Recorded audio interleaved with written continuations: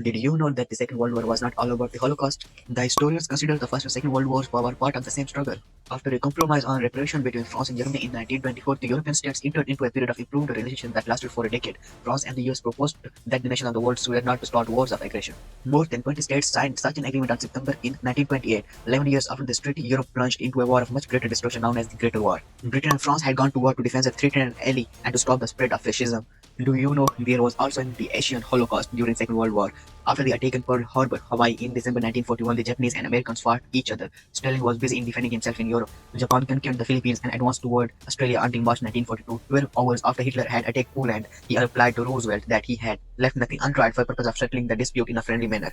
Britain and France were at war with Germany beginning in September 1939, but for 6 months, France and Britain were not attacking when German armies were fighting in Poland. During this Gros de Guerre Sitzkrieg full war was not a war, it was a blockade. Britain strengthened its military force. The French did nothing to increase the nation's military power from September 1939 until April 1940. On 6 August 1945, the US plane dropped an atomic bomb on Hiroshima, killing 80,000 to 1 lakh people instantly. Stalin declared war on Japan on 8 August 1945. On the following day, the US dropped an atomic bomb on Nagasaki, Japan, killing about 60,000 people. Japanese leaders surrendered within 2 days after the bombing. Germany was totally defeated and the Nazi Germany brought down. Its leaders were tried for crimes against humanity at Nuremberg. Hitler escaped trial and execution by committing suicide in his Berlin bunker. To know that how does the Second World War start and what were the main causes, we have to listen to a speech of Adolf Hitler, which he gave in 1940. He said, if the German people does not solve the problem of its lack of space, and if it does not open up the domestic market for its industry, then 2000 years have been in vain. Space must be fought for and maintained. People who are lazy have no right to the soul. Soil is for him who tills it and protects it. If a people disclaims soil, it disclaims life. If a nation loses in the defense of its soil, then the individual loses his only power, which creates justice. Parliaments do not create all of the rights on this earth. Force also creates rights. Italy, under the leadership of Benito Mussolini, had inaugurated the first totalitarian state in 1922. Adolf Hitler became Chancellor of Germany in 1933. Japan borrowed methods and techniques from these European powers. To them, democratic processes were too slow for the reforms. All these countries had suffered great defeats in the First World War. At the time of the Paris peace negotiations, the US and Britain concluded an agreement with France. They pledged to aid France if Germany ever attacked. Months later, the Americans and British withdrew their promise of assistance.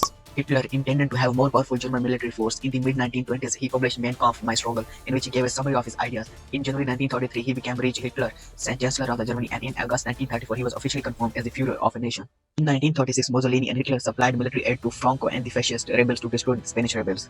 Hitler's doctrines emphasized the Nazi plan to build a German empire, Reich, the third in history. This required that the nation had to expand. After the fall of the Czechoslovakia, Britain and France became more hostile towards Germany. On August 24, 1939, German Foreign Minister and Soviet Foreign Minister announced the signing of a 10-year treaty of non-aggression. This pact contained public pledges that Germany and the Soviet Union would neither attack each other nor join any group of nations hostile to the signatories of this agreement. As Hitler's armies approached Paris, Mussolini decided to declare war on France and Britain. The Germans needed no help in France. They took Paris by mid-June and continued towards south. The non-aggression pact between the Soviet and Germany was only a marriage of convenience to be broken when it suited. The Nazis' occupation of Poland and the Western USSR brought almost all European Jews under Hitler's rule. During July and August 1943, Hitler faced enemies committed to the total defeat of the Nazis and allies. When the Second World War ended, the US and the Soviet Union emerged as superpowers, main challenges of each other's supremacy and leaders of different two ideologies. The Soviet Union developed its nuclear weapon in 1949. Since League of the Nations was a total failure to stop the war or to peacekeep, so that's why United Nations was formed, and it proved to be more effective than the last one. On September 1st, 1939, an attack by Germany on Poland began the warfare that lasted 6 years and spread around the globe.